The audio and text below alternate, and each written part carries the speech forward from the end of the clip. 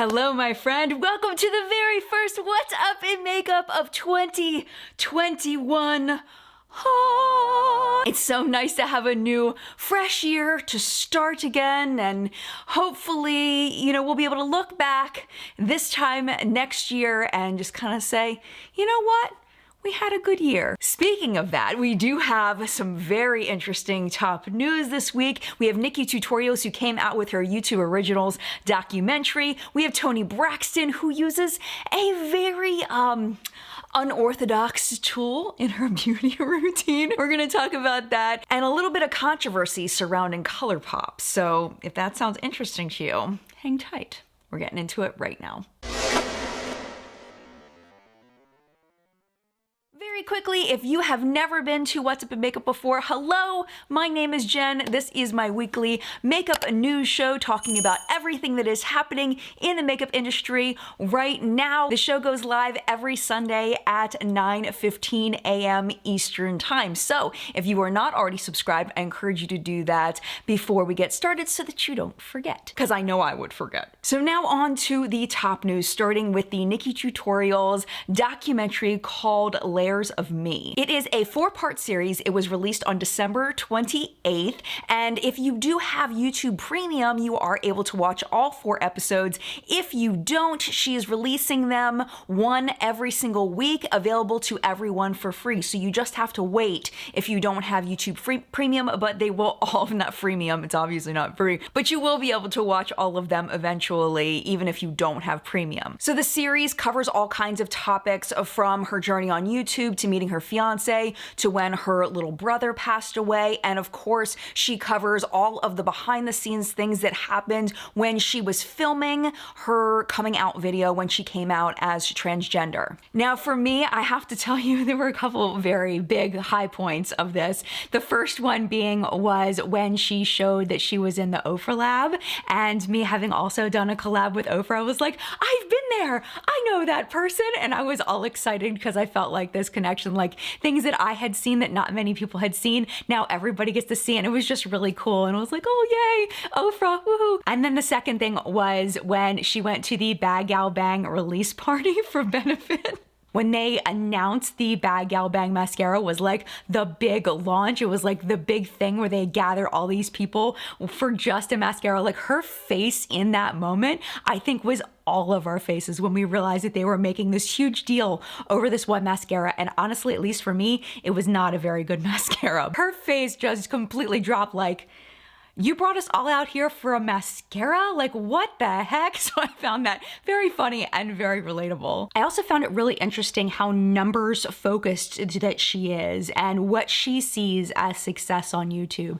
And there's at one point where she's like laying in the bed and she's talking to the person that's producing it, which is her best friend. I set this alarm for an hour, and after an hour, I look at my numbers, and if it's close to 100,000 views in the first hour, that's not good. But anywhere like 170, I think was where her video had hit, or like 180, she was really happy with that. And I'm like, but I did find that very relatable because I've set those kinds of goals myself for views and for subscribers and all of that. And what I've learned personally is I can't do that. I cannot set goals for things that are completely out of my control, like views and subscribers. All I can do is create content that I love, put my heart and soul into them, and put them out in the universe and let them go. Like, that's all I can do. At that point, it's in your hands. It's not in my hands anymore. I really felt that when she was talking about being discouraged about view count and all of that, because I have been there, and I feel like I've gotten to a point where I feel so much better about not focusing on the numbers, and they never really go back to it throughout the series. So I'm curious where she stands as far as like her fixation on numbers that they talked about in the first and second episodes. And then the other part that I wanted to talk about was closer to the end, where she was talking about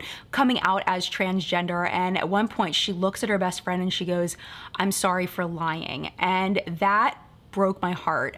As someone who is not transgender and will never be able to understand what a transgender person goes through, it broke my heart that she found that to be lying, that she wasn't telling anybody that she was transgender.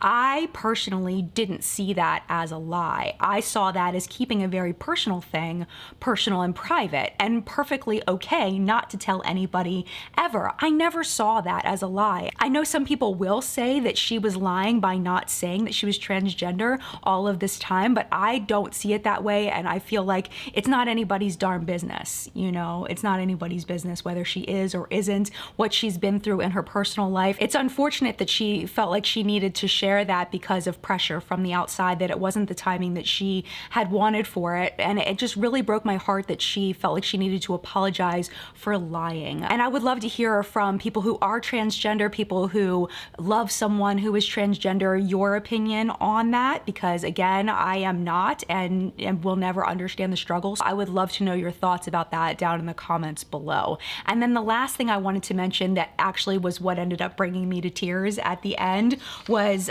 when she was talking about advocating for transgender rights. She said, quote, "You know what would be really cool if I had an impact on this earth that wasn't just makeup, but I got to do something for this planet, for people in need." And I feel like we are really doing that today, because she was meeting with, doing like an interview for government officials. And it just really, that's what got me. Also when she was talking about her brother as well, but that's really what got me. And I really enjoyed the series. If you've seen it, or if you've just seen one episode, 2 episodes, I'd love to know what you've thought of the series so far. The next story is about Toni Braxton. And if you know anything about Toni Braxton, you know how beautiful she is and how gorgeous her skin is. She's 53 and just beautiful, amazing skin.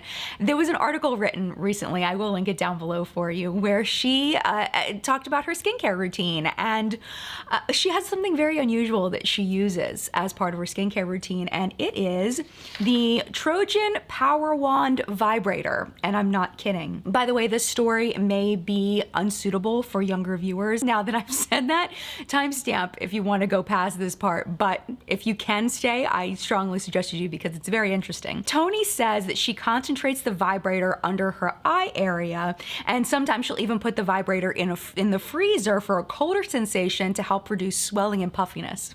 So what I did, of course being me, is I had to look it up and see whether there's any science behind this, and it turns out that there actually is. So there was an article written in the Zoe Report, and they interviewed a man named Dr. Tanju Nakara. He is a double board certified facial ophthalmic plastic surgeon, so mostly having to do with the eyes.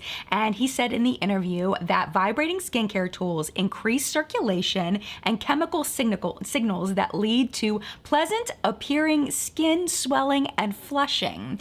And I was thinking that was very interesting, and I wasn't sure if he would have been an expert on that just because he mostly had to do with the eyes. I don't know. So I dug a little deeper, and I found a research article from 2017. Again, it will be linked below for you, but there were researchers working for L'Oreal that did the study, just as a disclaimer there. They were testing the effects of mild skin massage on the effectiveness of anti-aging cream. They took 40 women. So they were all Caucasian women, and they were all between the ages of 65 and 75. 20 of them used a skin cream by itself, like an anti-aging skin cream, and the other 20 used an anti-aging skin cream with a massaging tool that was like a vibrating tool. And they had them use this routine for 8 weeks. Now, the person that evaluated the effects of it didn't know which women had used the tool and which women did not. So it was blind in that way. They found that combining the massaging device with a skin anti-aging formulation amplified the beneficial effects of the cream. So yay to Toni Braxton for finding multi-use for a tool. I guess you just gotta make sure you wash it real good. I don't know, maybe just have 2 different ones. One for the face, one for the Girlfriend, you do you.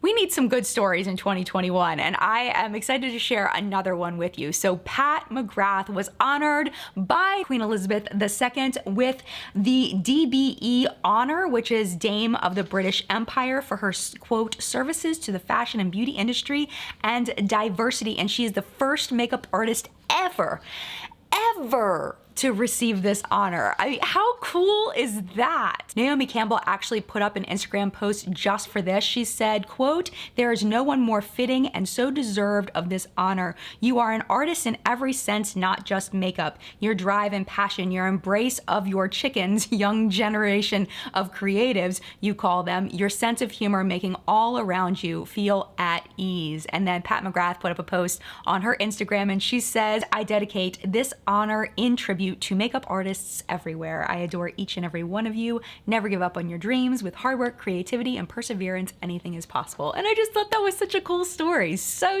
neat. Not being a Brit myself, I don't know much about this honor other than I know people get it. If you understand this more and if there's anything I didn't cover about it, I'd love for you to leave those thoughts down in the comments so I can learn from you. Another year, another celebrity makeup line, I guess. This time it is Halsey, and she has launched a full line of makeup, like a lot of products. Right now, at least as the time I'm filming, you can't get on the website to buy anything unless you give her your email address. So of course I had to do that so that I could see what was on there. We have liquid highlighters in 3 shades, pressed highlighters in 4 shades, matte liquid lipsticks in 6 shades, liquid eyeshadows in 6 shades, and a matte fixing spray. There's even more than just that. Typical Sephora pricing there at between $14 and $32 per item. I did a poll on Twitter because I wasn't sure if people would be interested in it. I thought people would be more interested in the Pharrell Williams skincare than they were, and I didn't want to invest a bunch of money in something that people weren't interested in. So these were the results of my Twitter poll, and I decided I was just going to go ahead and get some things because technically more people said that they wanted me to review it. So I did go ahead and buy some things, but I'm not sure. I feel like the big thing I notice about this line is that the packaging doesn't seem consistent, and I very rarely see packaging so all over the place as far as the design of it. It's really interesting that she made those design choices, maybe just for the functionality of the product. I don't know. We'll have to see when I get it. I did see that Manny's also planning on reviewing this line. I don't know if she sent out any PR to anybody, but we'll see. Are you gonna get anything from the Halsey line? Are you a Halsey fan? Are you interested in a full review? Should I just throw them into favorites and fails? What do you think? Let me know.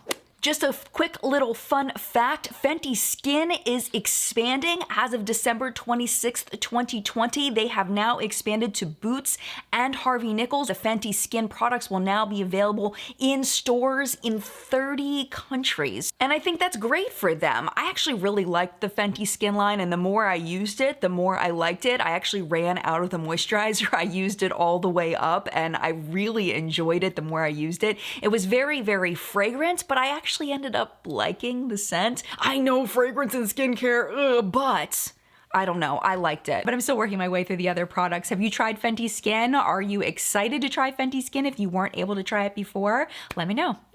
And then finally, let's end with a little business news. The Hut Group has now bought Dermstore, and this is making me a little nervous, and I'll tell you why. So they own Glossybox, Illamasqua, Look Fantastic, and Ico London. They also own companies in hair care, fashion, home decor, and they even own a brand that makes protein powders. And why this makes me a little bit nervous is that these brands aren't notoriously known for really doing a great job marketing and connecting with people. And, you know, I feel like Dermstore does a really good job with their marketing and everything. And I'm a little nervous that this isn't a good move for them overall, because I just don't have faith in the Hut Group and doing a good job keeping up what Dermstore has already built.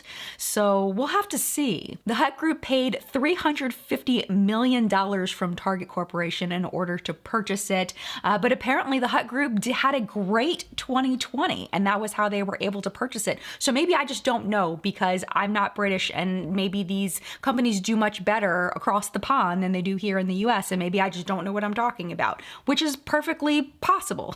So if you, again, if you have more knowledge about this than I do, leave it in the comments. All right, moving on to the product report, we have lots and lots and lots of news for you. So the first one is a little bit, it's got a little drama, a little tea behind it. So ColourPop apparently is collaborating with Animal Crossing. Now, I don't think we're supposed to know this, but Trend Mood put up a picture on her Instagram, which is no longer available, but of course people screenshotted it and reposted it, and now the secret is out. They had posted a potential teaser back in April. I'll put it on the screen for you now, where people kind of speculated about whether ColourPop was gonna collaborate with Animal Crossing, and it looks like they probably will. So I would imagine by next week, we'll probably have more information about it. Speaking of ColourPop, this may be why they're holding off on the Animal Crossing bit, is because they need to push through the Chrissy Teigen collab first. Possibly, potentially. This was posted to Chrissy Teigen's Instagram, and it is one of their eyeliners in a hot pink packaging. So it's possible that this collab goes out before Animal Crossing, and that's why they don't want anybody to know about the Animal Crossing yet. So we'll have to wait and see. Now this palette is so cute, especially if you played Nintendo back in the day like I did. I was obsessed with the Nintendo, the original one, way back. It looks exactly like the original NES controller, and it's from Peachy Queen. It is the Gamer Girl eyeshadow palette. It's $29.99. When I went over there, it looked like it was almost sold out, but I wasn't sure if it was one of those things, you know, when you go to websites and it says only 6 left, but it's really not only 6 left. They're just trying to like make you buy it. So I don't know if there actually were only 6 left or what, but I thought it was really cute either way. Now moving over to Sephora, lots of new products. First from Viseart, the Mink Set eyeshadow palette. It's 44 bucks, 12 matte and shimmering shades. Doesn't look like anything out of the ordinary, anything unique just from looking at it, but maybe once we see some reviews, it may be unique. I don't know if there might be some duochromes in there, not sure, but it looks pretty typical. Next up, Natasha Denona's lip liners launched the I Need a Nude lip liner. They are $12 each. They come in 8 different shades, and supposedly they go with the already existing lipsticks of the same name. Now, speaking of lips, YSL and Zoe Kravitz. I haven't heard anybody talking about this yet. The Rouge Pour Couture Satin Lipsticks. She is the daughter of Lenny Kravitz and Lisa Bonet, and she is an actress, and she has been in a Mad Max movie, she's been in an X-Men movie, and she is going to be in the upcoming Batman movie, where this guy right here is going to be Batman. I'm actually quite looking forward to it. I am a Twilight fan. I just binge watched the entire series, and it would be nice to see Robert Pattinson do something else.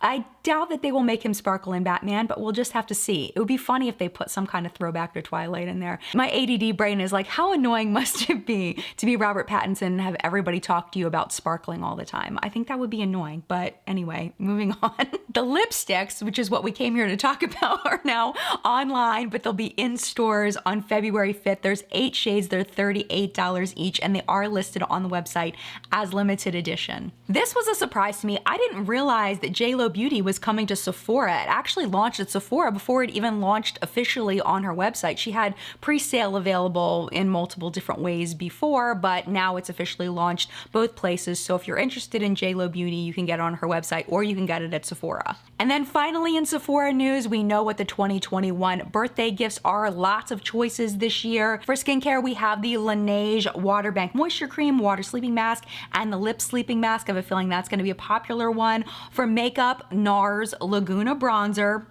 or the Mini Laguna Afterglow Lip Balm. I'm surprised they didn't put Orgasm in there, because they always put Orgasm with Laguna. And if you don't have Orgasm, if you've never had Orgasm, then you probably should have Orgasm. It's kind of the best part. Moving on, let's talk about the hair option. We have Moroccan Oil Hydrating Styling Cream, Night Body Serum, and the Moroccan Oil Treatment. And if you are a January baby, Sephora just dropped the limited offer available for Rouge and VIB members. The Kerastase Nutritive Shampoo and Conditioner is your other option. And I guess we'll have to keep up and see what they have for the other months. Now, did they do that last year where they did a different one for the different months? I know, I'm pretty sure Ulta did, but I didn't know that Sephora did that too. But I think that's a good idea. I think that's smart. All right, moving on to what's new at Ulta. I've seen some reviews of this on YouTube, the Buxom White Russian collection. I am surprised Buxom has taken this long to jump on the White Russian train, kind of like the NARS Orgasm train and the Urban Decay Naked train and all of that. I mean, it's a little less sensual, but it is kind of their hero product over at Buxom is the White Russian lip gloss. So what are they offering? They have a palette and a lipstick, which are currently sold out at the Ulta website, but you can get them on the Buxom website. They also have a glow highlighter and a plumping lipstick. So the prices range between $39 for the palette and $20 for the lipstick. And again, if you want the whole collection, you're probably gonna have to go over to Buxom's website rather than Ulta. Speaking of NARS, NARS released their new Air Matte Lip Colors and Blushes. The blushes are $30. They come in 4 shades. They look like they're all very light colored. Mousse to powder is the way they describe them. And then the lips are $26. They come in 8 shades. They describe them as creamy, lightweight, matte, and they're listed as limited edition on Ulta's website, which I thought was interesting. Now, this I'm very excited about. Hold on, I gotta get something, hold on. So this is very exciting for me as somebody that had once purchased Kat Von D products, stopped purchasing Kat Von D products once information got into my bank of knowledge, stopped purchasing, but now Kat Von D is not associated with KVD Vegan Beauty at all, but they have released the Everlasting blushes. $26 coming in 6 shades. I have the original Everlasting face shaper blushes. I was not able to throw these away when they went bad. I just kept them because I love them. They're some of my favorite blushes of all time. The packaging has changed and it looks like the shade names are different. Like this is Bellissima. Oh my gosh, love this. And then this one is called Essex. These were my favorite blushes for the longest time. And then Kat Von D came out with some of the worst blushes I have ever used. They were packed way too hard and she ended up having to recall all of them because they were just terrible in the way they performed. So now KVD Vegan Beauty is now releasing an Everlasting blush. So I'm wondering if it's the same formula, because if it is, oh, we are in for a treat, my friends, because they are fabulous. Moving on to Benefit, they've released the Porefessional Super Setter Pore Minimizing Setting Spray. It's $32.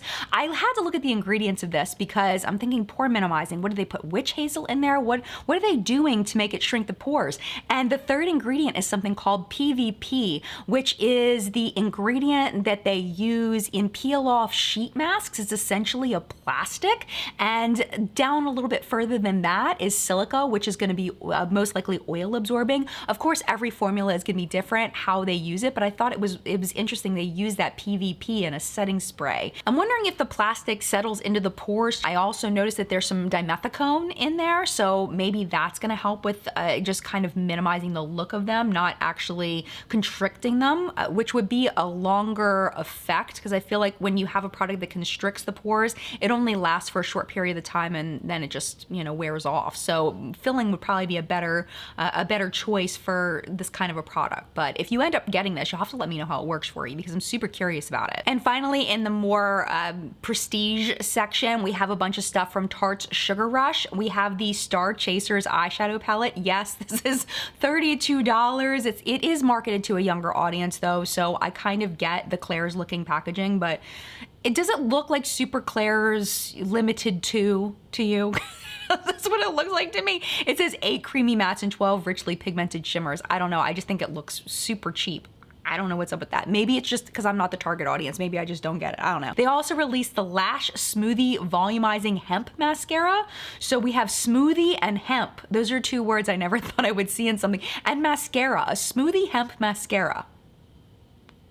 Okay, let's go with it. It's $23. They claim that it is volumizing, curling, and conditioning. And then look at this photo. You look at the model, doesn't it look like they put some kind of powder on her lashes to make them look extra short in the before? Because if you look at the after, it looks like her lashes are like way over length, like that they've put, I don't know, like it doesn't look like lashes anymore. It just looks like a bunch of product. I don't know. Maybe I'm being picky. I don't know, but I just think it's weird. And then finally, the Sugar Rush Star Dusters brush set, and this is weird too. All of these weird things. There's 3 brushes, 25 bucks. They do have those cute little stars at the bottom. The tapered eyeshadow brush actually kind of looks like a pencil brush to me, and it's a weird thing to put in a set like this. I would think they would put like a flat shader brush or a blending brush or something. I don't know. It also comes with they call a multi-use face brush and a domed cheek brush, but if you look down in the description, it's confusing. You look down and it says it comes with 3 brushes, but then it lists descriptions for the face brush, the eye brush, and the concealer brush. So who knows what you're gonna get if you order this. You may get an eye pencil brush, you may get a concealer brush. I don't know, is it what's pictured, is what's written? I would imagine it's what's pictured, but who knows? In more drugstore-y kinds of stuff at Ulta, we have the L'Oreal Infallible 24-Hour Fresh Wear Foundation in a powder. They say it's full coverage with a natural matte finish. They say it blurs, evens, and smooths skins. 12 shades. The deep end of it seems a little weak to me, but it is an intriguing product based on the description. The Revlon Color Stay Light Cover Liquid Foundation. This shade range is pretty darn pathetic. 7 shades, $14.99. They say it is a, quote, range of adaptable shades that disappear into most skin tones. So I want to see someone test that and see if that's true. And in other bad shade range news, Almay Skin Perfecting Healthy Biome Makeup. It's $13.99. Comes in 6 shades, lightweight feel, and hydration of a tinted moisturizer with buildable coverage. But this is... what is happening with these brands? Why are they even bothering to release 6 shades and 7 shades of a foundation? At least give me 10. Give me 10. Like 6? Really? 6? That's where we're going? And they're, you know, 6 shades of beige? Like what is happening? Like are you that out of tune, out of touch? I don't get it. I don't know how this is still happening. Why?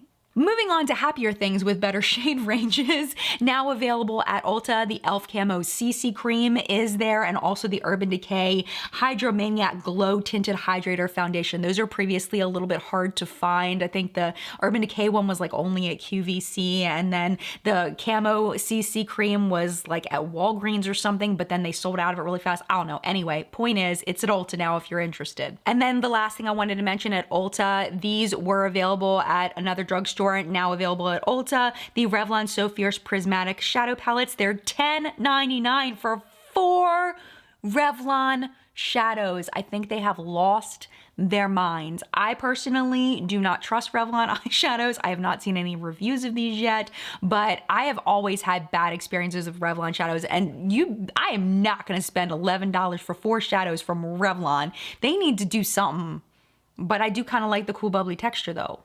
So if they were cheaper, if they were like maybe $6.99 for 4 shadows, maybe, but $10.99, I think they've lost it. 2 more items to share with you. 1 drugstore price, 1 high-end price, not available at Sephora or Ulta. So the e.l.f. Mint Melt Collection. So cute.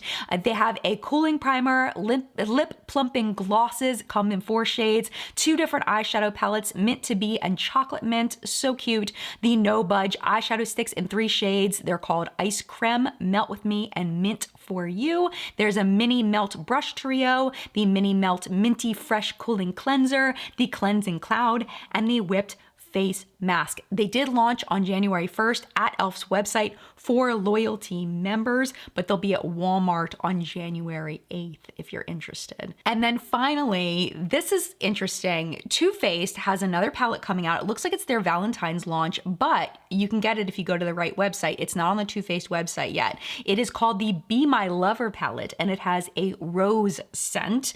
As of this filming, again, it's not on the Too Faced website, but you can get it on Cult Beauty's website for £22, which is roughly $30 USD if you just can't wait.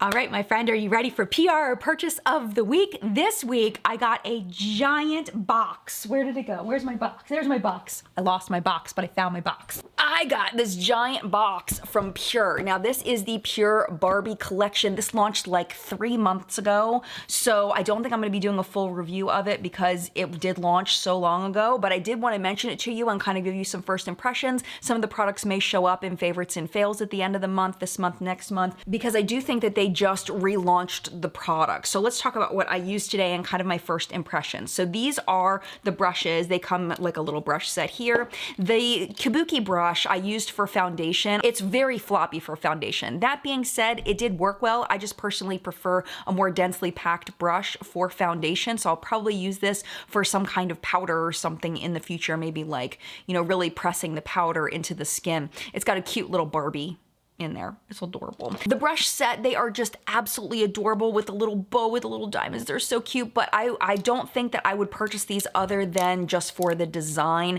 The flat shader brush was just too thick. It didn't apply the metallic shadows very well at all. I didn't use this one here. The other ones are just kind of typical brushes, so I wouldn't go out of my way to get them for the functionality of them. You're really getting them just because they're really pretty. They're fine. They're just not anything special. The eyeshadow palette was nice. It is a magnetic closure here, and these are the shades. I mostly stuck down here to these guys over here. I did use this one as well. Blending was good for the matte shades, really like those. The shimmer shades, like I said with the brush, I felt like I had trouble getting them to the shininess that I like, so I did need to use my finger to pat it on, but they didn't really pack a big shiny punch the way that I felt like other pure shadows have in the past. Let me just go ahead and swatch a few of them for you so you can see these were the ones that I used today. And you see how they're just kind of blah. Unless you like something that's a little more subtle, a little more calm, maybe you'll like them. But for me, these really just didn't wow me at all. But again, this is just first impression, so definitely take it as a first impression. The highlighter is absolutely gorgeous. I wish this was the formula they used for the metallic shadows in there, like these. Oh, this is like butter. I'm definitely going to be using these more for eyeshadows than I will for highlight. But if you do have a medium to deeper skin tone, this is going to look so much prettier. I feel like these are just a little too dark for me for on the cheek. I am wearing this one on my cheek today, and it does blend into my blush. But yeah, I'm going to use these as eyeshadows. Because they're really pretty. I don't understand why they didn't use that formula in here. I wish they had done that because this is nice. Last cheek product is their palette. I use this on my cheeks today. Very easy to go on. I definitely want to play with this more before I give you more of a full impression of this. Nothing really fabulous to say, nothing bad to say. I don't feel like I have enough information for you to give you more of a review on that. I did use this on my shoulders. I don't know if you can see it, but this is the Pure and Barbie Forever Glow Illuminating Scented Body Powder, and it has a very nice scent. It's like a vanilla cookie kind of scent, and it's just this like really pretty, like glittery glow. It's pretty, but again, I think this is gonna look much more beautiful on someone of a deeper skin tone than I am. I could be wrong though. If you have lighter skin tone and you like it, that's great. I just feel like they look prettier on deeper skin tones. That's just my opinion. For lashes, they sent the fully charged primer and the fully charged mascara. I really, really liked the primer. I felt like it really lengthened my lashes. And Teresa, that was on live on Periscope with me, mentioned that I may have applied the mascara a little too fast because when I applied the mascara, I feel like it didn't really add anything to the primer. So I'm gonna play with this just a little bit more, but first impression of this, just from this one time, was that this really lengthened my lashes, but this one didn't really add anything to it. Wait till you see these lip products. They are so cute. Okay, so we have the Pure and Barbie lipsticks. I'm gonna show you just the two of them that I used today. You push the little button and it slides out of the bottom. I mean, really, it's so cute. This one is in the shade Innovator, and I tried this one on its own,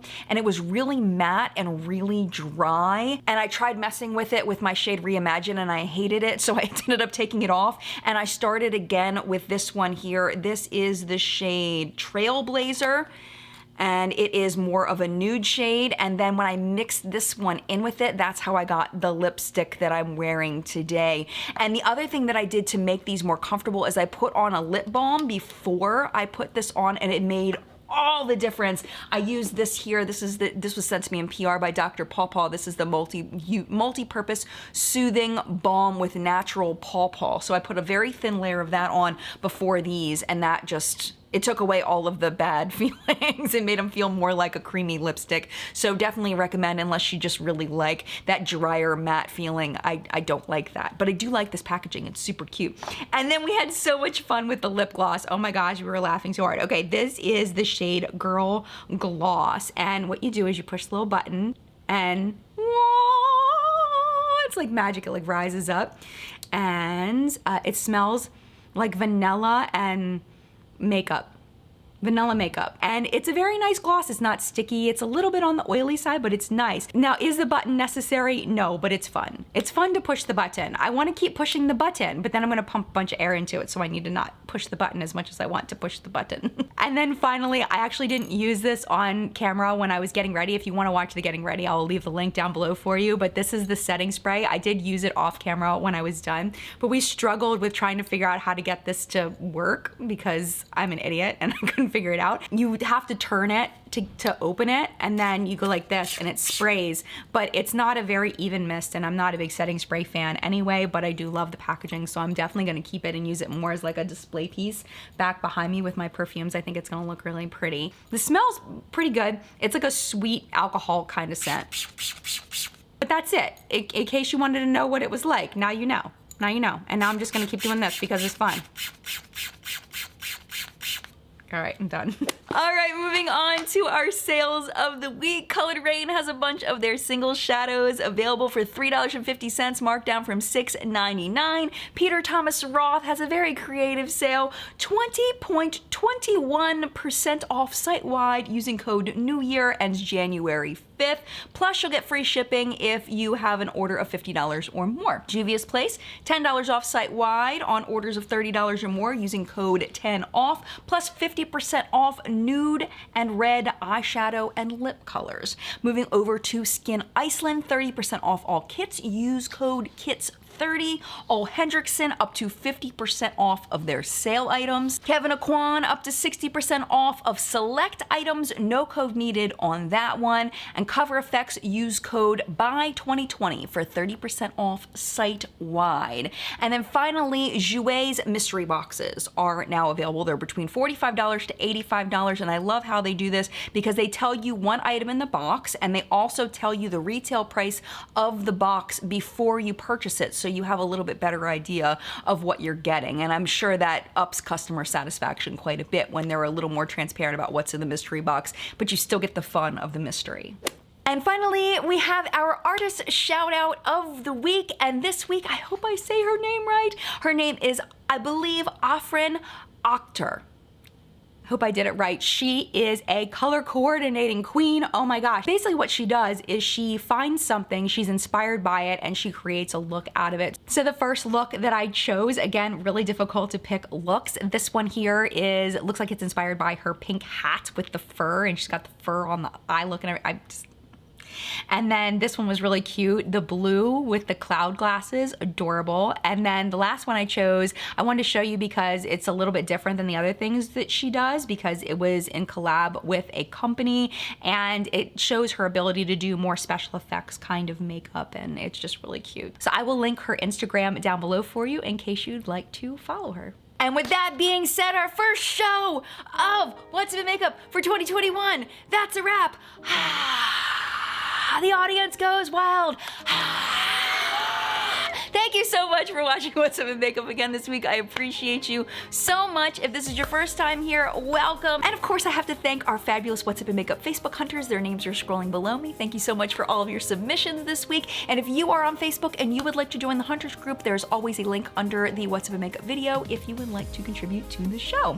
Our chat today is going to be at 10 a.m. Eastern time. We're going to be hanging out, talking about what's happening in the community. If you can join us, amazing. If you can't, it is no problem at all. You can always catch the replay of the chat on my channel page. You just click on my channel page, go to the videos, and then go to the video titled Live Chat. Thank you so much for watching What's Up in Makeup again this week. I appreciate you. If you are not already subscribed, don't forget to subscribe before you go so you don't forget to watch next week's show. And mad love to you, and I will see you in a video very, very soon.